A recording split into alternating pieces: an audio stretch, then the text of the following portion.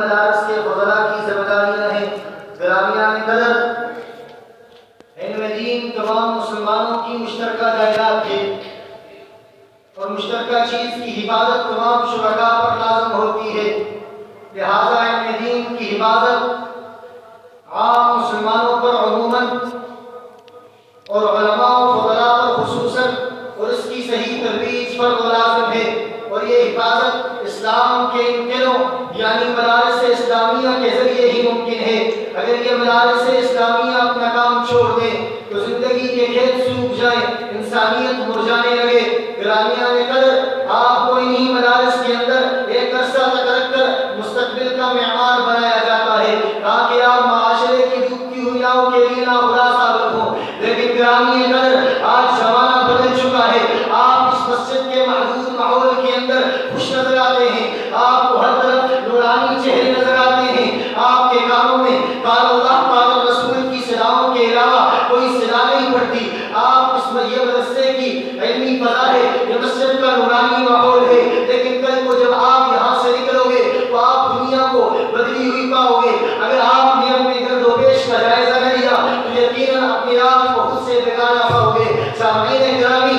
تاریخ کے اوراد کی اور گردانی کرو، یہ بات آپ کے نقش خیال میں پچھتے نشق واضح ہو جائے گی کہ عالم اسلام کے اندر، عالم اسلام کی تاریخ میں اس سے زیادہ نازک دور نہیں آیا۔ اسلام اس امت پر ہر طرف سے کفر کی الغار ہے، مغربی طوفان عروج پر ہے، میڈیا کی کبکاریاں عام ہے، کفری طاقتوں کا اتحاد ہو چکا، ایمانی افکار اور نظریات پر حملے کیے جا رہے ہیں، مشرق سے مغرب تک، شمال سے جنوب تک، ہر طرف کلمہ گو مسلمانوں کے خون کی طویل لکیریں ہیں۔ نوجوان نسل دینی دوروں اور مذہبی روایات سے دور ہے۔ گرامیان قدر، اس دور کے حالات کو بدلنے کے لیے، اس دور کے حالات کو بدلنے کے لیے، دل و دماغ کو متاثر کرنے کے لیے، ان غلط ارادوں، ان غلط جذبات کو ختم کرنے کے لیے ہمیں تمام تر صورتحال کا وسیع النظری اور حقیقت پسندی سے جائزہ لینا چاہیے، اور ہمیں یہ دیکھنا چاہیے کہ ہمیں علمی میدان میں اترنے کے لیے اور اسلامی شریعت کی حفاظت کے مقدس فریضے کو اپنے ذمہ لینے سے پہلے کیا تیاریوں کی ضرورت ہے۔ گرامیان قدر، اس زمانے کے نازک دور کے اندر اگر فضلاء کی ذمہ داریوں کے متعلق قرآن کریم سے پوچھا جائے تو جواب یہ ملتا ہے کہ تمہاری پہلی ذمہ داری یہ ہے تم علم دین کے اندر ایسا رسوخ و کمال پیدا کرو، تم علم دین کے اندر ایسا رسوخ و کمال پیدا کرو کہ اس کی تمام تر کلیات و جزیات تمہاری زبانیں روک ہوں، تاکہ کل کو باطل اگر انکار فکر کی صورت میں سامنے آئے تو تم تابع غیر مقلدیت بن کر حضرت مولانا امین مقالد رحمۃ اللہ علیہ کی صورت میں نظر آؤ۔ اگر باطل انکار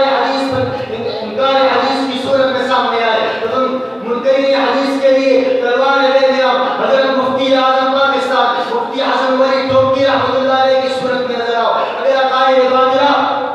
اور بدعت کی صورت میں سامنے آئے تو تم حضرت شیخ الہند رحمۃ اللہ علیہ، حضرت نور شاہ کشمیری رحمۃ اللہ علیہ، حضرت یوسف بیروی رحمۃ اللہ علیہ کی صورت میں نظر آؤ۔ قرآن کریم نے دوسری ذمہ داری جو فضلائے کریم کی ذکر کی ہے وہ یہ کہ وَلِيُنذِرُوا قَوْمَهُمْ إِذَا رَجَعُوا إِلَيْهِمْ لَعَلَّهُمْ يَحْذَرُونَ، کہ تم تعلیمی احجام کے اندر اپنی توجہ کو ہر طرف سے کاٹ کر علمی ترقی کی جدوجہد میں لگائے رکھو، لیکن حصول علم کے بعد جب اپنی قوم کی طرف جاؤ تو قُلْ هَٰذِهِ سَبِيلِي أَدْعُو إِلَى اللَّهِ